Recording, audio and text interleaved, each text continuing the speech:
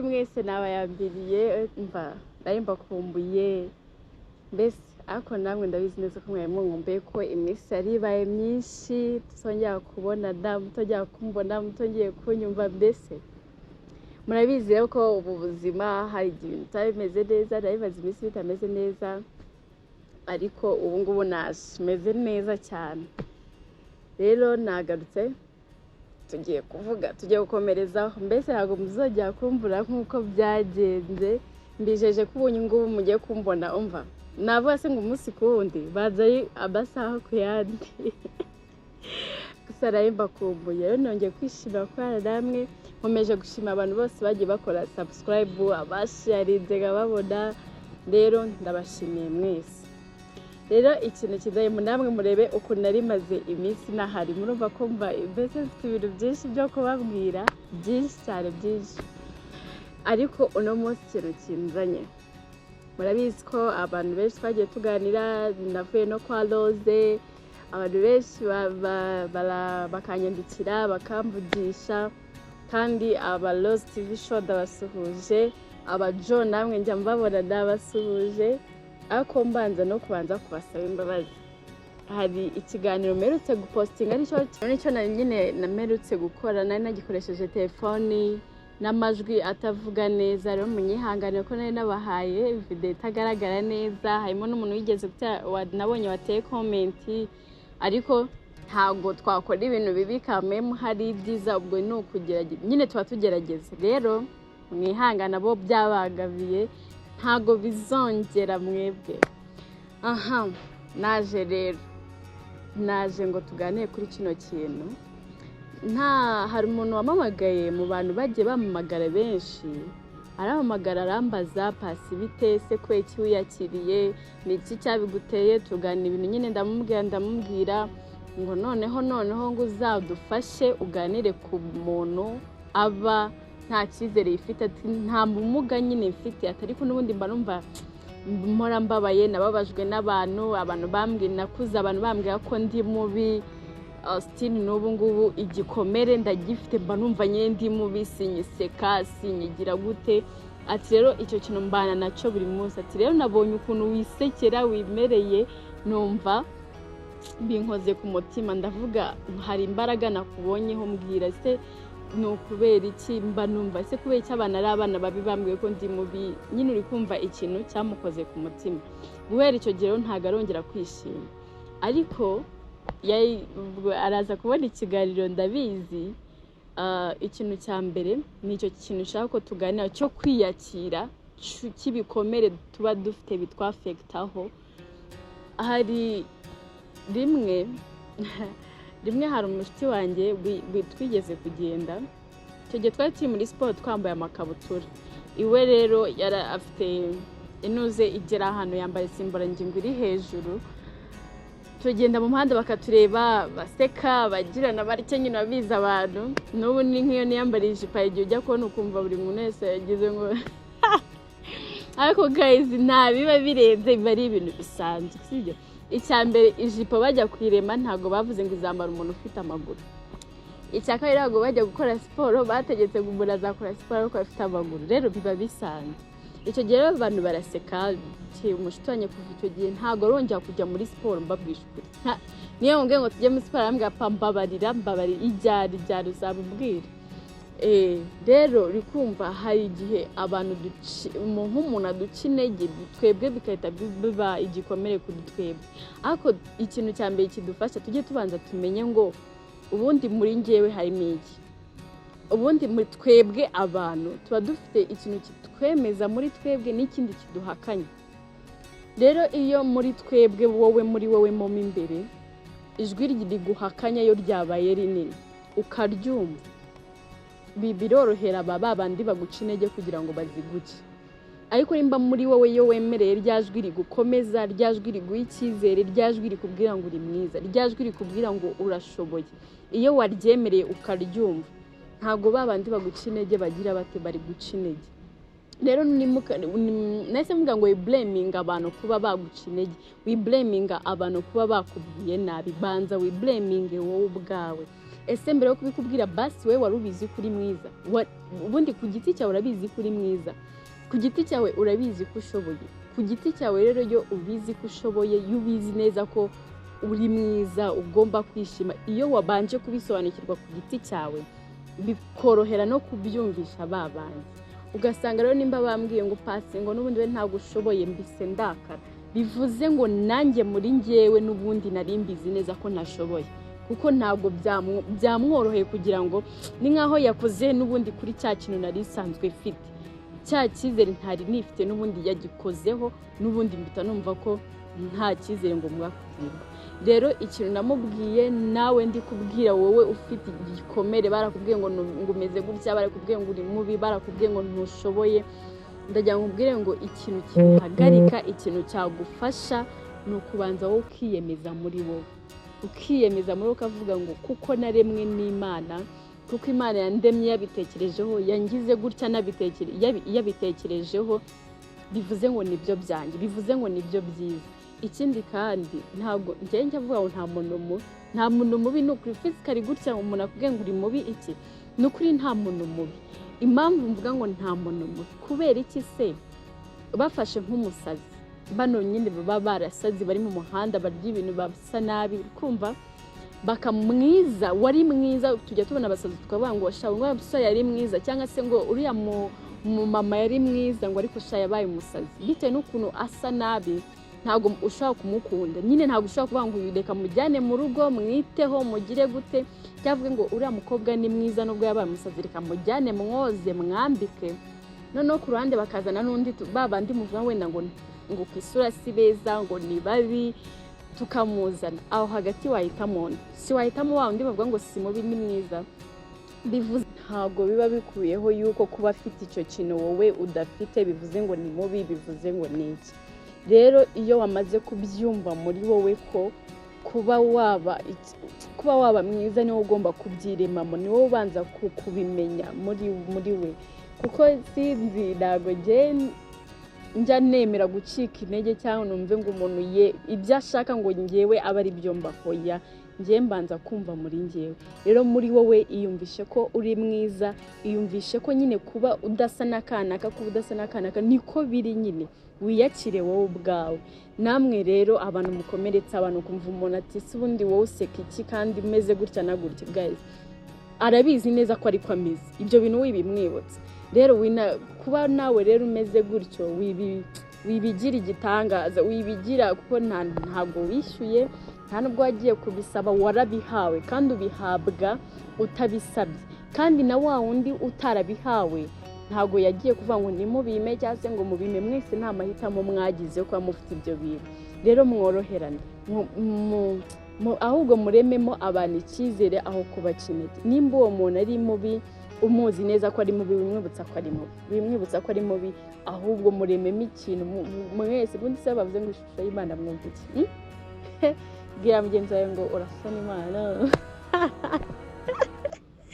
Guys, mujye mubwira bagenzi banyu ko basa n'Imana, sibyo? Twese rero turi mu ishusho yayo, rero ifiteyo impamvu iba yarabikoze. Hari n'ikintu se kubundi kubera iki ibintu bitatwigisha, kandi ngenekeza ko Imana iba yaragiye kubikora ishaka kutwigisha, ikavuga ngo reka uno muntu muhuruhu rwiza abantu bari. Ubundi se mutekereze muramutse musanze ahubwo umuntu ufite amaguru yose ari ufite ikibazo. Wenda umuntu Imana yaremye yanyawe akamurema nakugura afite, ahubwo wenda uba yafite akazaba ari we gitanga. Cyangwa se kavuga ngo okay, no muntu ufite ubumuga bw'uruhu, muri kubana abantu bafite ubumuga bw'uruhu, mubizi neza gute ko ari bo wenda Imana yashatse kumenya. Nyine nta muntu ubundi unabizi, nta muntu ubizi. Rero twese turi abantu, twese turi bamwe, twicana intege pe, twicana intege. Ejo bundi hari umushuti wanjye yanyohereje chat yagiranye n'umuntu nyine, ariko nawe ufite ubumuga, kumubwira no mukobwa ni inshuti yanjye yari yakiriye, wowe nyine nawe ugomba kwiyakira. Uwo mugenzi ahita amubwira ngo nukubera abana bo mu bakire ngo niyo mpamvu. Guys, ntago nukuri iri mukareba umuntu gutya inyuma, buri wese ajya akubwira ibyo akumirwa. buri wese agiye akubwira life abamo cyangwa se yabayemo cyangwa se yagize ati wakumirwa. Ntago rero kwiyakira bisaba nanone ngo nuko nturuka hariya hantu, ntago bivuze ngo kwiyakira nabwo ni ukubera nkubwije ukuri wa muntu wambwiye uko nguko afite n'amafaranga, afite amafaranga ariko burya ntago uzi ikintu cy'umuntu gucineye cyangwa kugira nk'ahantu ukaba ubizi ko nawe hari igihe nawe ireba ukavasha ntago nsa nkabo pe, ntago nyine ndi mwiza ukabyumva nawe wenda ukabitekereza, ariko nanone iyo hagize undi muntu akaza akayitubasha uri mubi cyane ubundi wowe uyu ugiye mu bantu bumva uri umuntu we kumva icyo kintu nta hantu kiri buhurirane n'ubutunzi, nta hantu kiri buhurirane n'amafaranga ndabibabwiye. Rero mwikumva ko umuntu nimba ahora aseka nimba ahora yishimye umva ntago yabivuze ngo nuko ahabaye cyangwa se ubuzima bayemo cyangwa se ubwo yabayemo ari byo byamufashije kwiyakira. Never kwiyakira birimo imbere mindani, kwiyumva neza ko abanjewe ngomba kwikunda kugira gute n'ikintu kibanza kuberamo imbere mbere yuko hari ibindi bintu mpura nabyo ngira gute. Nese ubu tuvuge yuko n'abana bo mu bakire mwasaga nko kwishura ukabona bayeho atishimye cyangwa se ugasanga iwabo n'abakire ariko n'umwana ugira umushiha n'umwana wikunda ukunda utuntu. Rero kuba waba ufite ubutunzi no kuba waba ufite ubumuntu mo imbere cyangwa se no kwikunda ku giti cyawe mo imbere ni ibintu bihabanye, rero ntaba warabwiwe nabi. Rero ikomeze muri wowe kuko nimba ntago umuntu wishimye ubundi se nimba hari umuntu wishimye ntago akeneye ikimukomeza muri we kuko aba yishimye. Rero bivuze ngo kwikomeza cyangwa se gukomera biba bikenewe kuri wowe nyine, kuri wowe n'ubundi ukenewe gukomera. Rero twige gukomera, twige kwikunda tuganze ibyo abantu batubwire, ibyo abantu batwita. Ejo bundi hari umuntu nahaye telefone baramubwiye ngo uno murabizi ko afite channel wakoze subscribe, amugenzanya mugaho yanago uwo muntu nyine amugaho yanago nayikoze, arangije nyine itajya kuri channel yanjye abona video nakoze ndi kumwe na wa mushiki wanjye Subira ufite ubumuga bw'amaguru nyine udafite amaguru. Niko ka video ka mbere yisabona aragije oyego ko mbona ibimuga uri kumva harimo abantu batarabyakira. Nje ntago nababara nta nubwo wamurakarira. Icyambere iryo zina nta nubwo tuzaye tubleminga abantu tubinabibabwire. Nugira umuntu wita ikimuga cyangwa se igicumba ntago nzakwita umugome, sinzakurakarira n'abagenzi banye ndumva batakurakarira kuko nkeka ko ari cyo kinyarwanda cyakoreshwaga kera. Ariko nanone namwe nimba hari imico ya kera twaretse, nimba imigenzo ya kera nimba twarayeretse tureke n'amazina ya kera tuyareke, sibyo? Mwikumva nimba nese kuki abantu basengaga njyangombe cyangwa se ibiki kwe kise mutakibisenga. Bivuze ngo rero nimba ayo mazina yigo yarakoreshwaga mbere ariko ubu ngubu mukaba mwarabashije kuba mwabwirwa ibibakosora. Ntago bavuga ikimuga, bavuga umuntu ufite ubumuga, ntago bavuga nyamweru, bavuga umuntu ufite ubumuga bw'uruhu, ntago bavuga ikiragi, bavuga umuntu ufite ubumuga bwo kutumva no kutavuga. Uri kumva nimba ibyo bintu mwarabashije kubimenya kuki mukomeza nyine mukoresha ya magambo kandi mwamenye ko ari mabi? Ntago rero nta muntu uzabarakarira cyangwa se ariko namwe mushyiremo nyine mu babantu banasirimutse. Uri mu baruzajye ibintu by'ibimuga n'ibicumba we nimba mwarasirimutse musirimuka ahantu hose, musirimuke nyine no mu mutwe no mu magambo musirimuke, sibyo? Wihura n'umuntu wicaye mu kagare ngo dore ngo kira ni ikimuga shaka cya ni ikimuga ngo ngumva ngo niyo yaba ari ikimuga ngo nge ntago ngo nta kintu byabirwe gushakana nawe. Wamaze kumva yuko nta kibazo cy'uwo muntu, ariko nanone making ashaka iryo zina rikubemo ikintu cyinshi.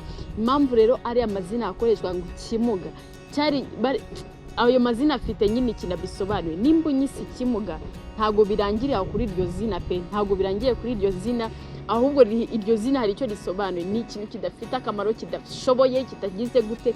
Rero nunavuga icyo kintu ujye umenya ko hari ibindi bisobanuro byinshi uvuze kabone niyo muri wowe bitabikurimo, ariko nyine iryo zina hari icyo rivuze, sibyo? rero dusirimuke mu mutwe. Rero uzi kubona umuntu w'umusirimu wize ufite iki mu mutwe hazima arakubwiye ngo ikimuga ngo ikiragi ngo dore iriya nyamweru we murumva mwebwe namwe mujye mu bantu bakuru murumva ibyo bintu nyine mwebwe namwe bibi murumva byumvikana nyine ari ibintu bisirimutse koko. Rero dusirimuke ariko namwe abantu bafite ubumuga nyine mujye muhora mwibuka yuko niba babwira ayo mazina muri wowe wiyumvishe kutari muri wowe wiyumvishe kutari nimba kwisa ikimuga se bivuze ngo uricyo ntabwo yewe bivuze ngo ndicyo pe. Rero nawe nimba ufite ubumuga bashuti banjye mukunda kunyandikira mufite ubumuga buzata abantu badukomeretsa bagira bate mwebwe ubwanyu mubanze mwiyumvishe ko mutari ibimuga mubanze mwiyumvishe ko muri abantu mushoboye muri beza. Nawe rero uri mubi ugera muri societe kuba mubi ntabwo byo ari ubumuga ari nawe bishitangiye ambwiye ati bambwa ko ndi mubi ki banza wiyumvishe muri we kuri mwiza wiyumvishe ko ufite umutima mwiza. Hari ikintu nigeze gupostinga nabwo nari nakoresheje telefone mujye mumbabarira igihe byanga nari nakoresheje telefone nabwo ndi kubaha urugero rwa iPhone na kano ka Airtel ino telefone yo muri Airtel ya touch ndi kuvuga se baramutse bazanye iPhone nziza urabona igaragara neza irapika irasa neza n'abashyize agaposhete keza biba bimeze gutya ukazana na ka Airtel kano ka touch ariko iPhone idakora mu imbere kandi ako kanya urashaka telefone uzajya ukoresha uhamagara abantu muvugana wahitamo iki? Si wahitamo ya Airtel ikora ugahamagara ukavugana n'abantu. Bivuze ngo rero ikintu ntago kirebera inyuma ko gifite agaciro ahubwo ikintu kireberamo imbere ukireberamo akazi kiri gukora icyo gihe nibwo ubona agaciro k'icyo kintu cyangwa se agaciro k'uwo muntu. Rero ntago njya agaciro nge mvuga ikintu kigaragara neza inyuma ahubwo nge mbona agaciro k'uwo muntu. Rero nuhura n'umuntu banza ureba agaciro kiwe banza uvuge ati so ni muri we hari kuvamo iki muri we se ubundi ashoboye ibyaba ari byo uha agaciro. Rero niyo mpamvu nanjye mbwira abo bantu bafite ubumuga cyangwa se umuntu bacinege mu buzima kumva iwanyu bavuga ati n'ubundi ntacyo uzimarira n'ubundi ntacyo uzagira gute bibyumva wowe bikore uvuge ngo ngomba kubikora ngomba kubishobora. Noneho nabo babonega ko batakosheje ariko sinakubwira ngo ntacyo uzigezaho ntacyo ushoboye nawe koko ukagenda n'ubundi ukabaho nta kintu ushoboye cyangwa se n'ubundi bakabona uri mubi n'ubundi ntiwambaye neza ntiwisize ntiwitayeho nase bazaba barabeshye uzabutuma nyine uzatuma bumva ko bavuze ukuri n'ubundi tuzi kwitegereza ubundi se twabibonye n'ubundi nibyo twahoze kera tubivuga. Rero ariko nk'iyo ukoze itandukaniro ry'ibyo bavuga ngo ngo ariko uribuka ukuntu twavuga ngo nta kintu azigezaho uribuka ukuntu twavuga ngo ni mubi none rero ukuntu ashasigaye ari mwiza kubera bivuze ngo nta muntu mubi ubaho ahubwo wiyitayeho gute. Nimba bakubwiye ngo uri mubi meke ngashwa noneho neza ko wiyiteho wikorera isuku uzi ko umuntu wese ufite isuku aba ari mwiza. Sinzi umustar umwe bibakunda kuvuga ngo ni mubi rero ni mubi rimwe araza arababwira ngo ngo ngiye kuba ndi mubi ariko abantu barabimenyereye ati ngiye basigaye babona ko ndi na mwiza ati ibyo ngibyo nabimenyereye. Bivuze ngo man ari gihe umuntu akubona kuri mubi ariko noneho bitewe n'ukuntu ukomeza wiyitayeho ko akubonye ejo sikuri ukomeje uzamuka bigeraho bakabimenyana na bwabo bibwaye ntibabubone kuba rero mubi. Nakiza ko kuba mubi rwose ari utiyitaho ko nimba twamaze kubona yuko hagati y'umusazi n'umuntu mubi umuntu yahitamo umuntu mubi ariko uri smart.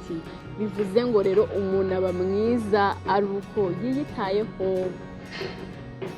Twese ribaze bavuze ngo isi yose nigende yivurubangatanye nyine twese twisiga ibintu twambara ubushwambagara itegiye ugira ngo haba harimo umuntu mwiza se twabona uwo muntu mwiza ishwe ariko iyo bavuze ngo buri wese yigiteho ko ashoboye usanga nyine uwiyitayeho wigize gute yabaye mwiza.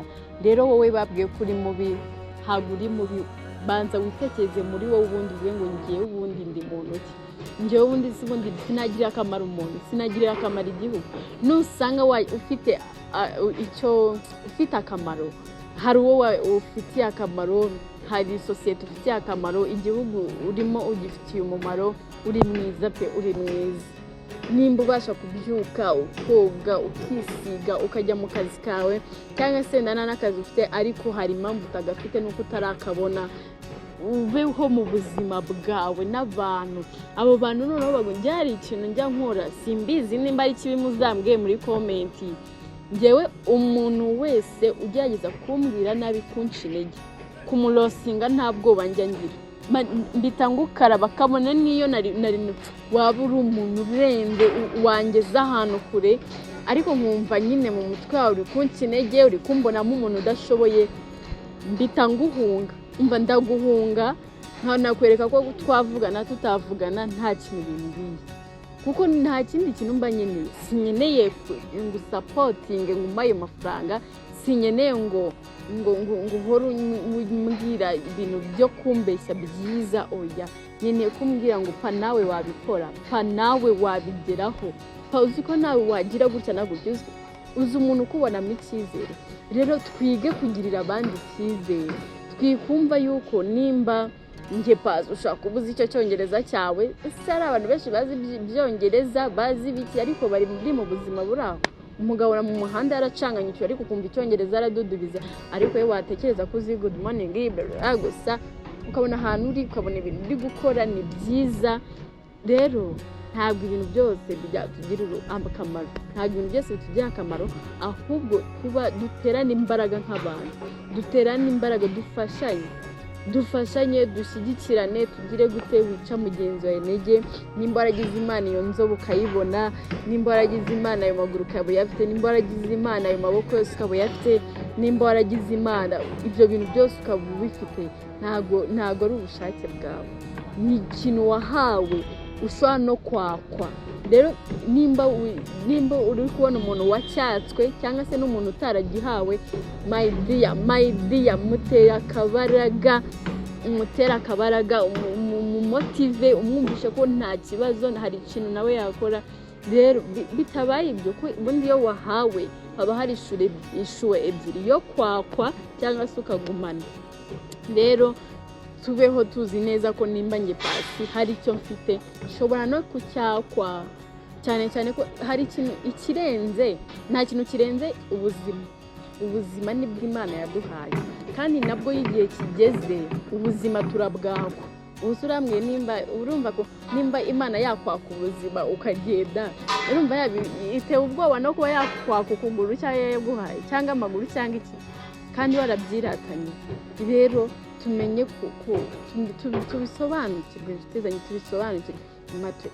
Ntabwo mbihakanye, hari abantu beza pe, abantu ubona pisi bakabasha uno muntu ni mwiza, hari undi ubona ukavuga sha wapi, ariko kuba wenda atari mwiza wibimubwira, ushaka no kubimubwira ukamubwira maze nubwo uri mubi ushaka kwitaho, mubwiza ukuri winamubeshya.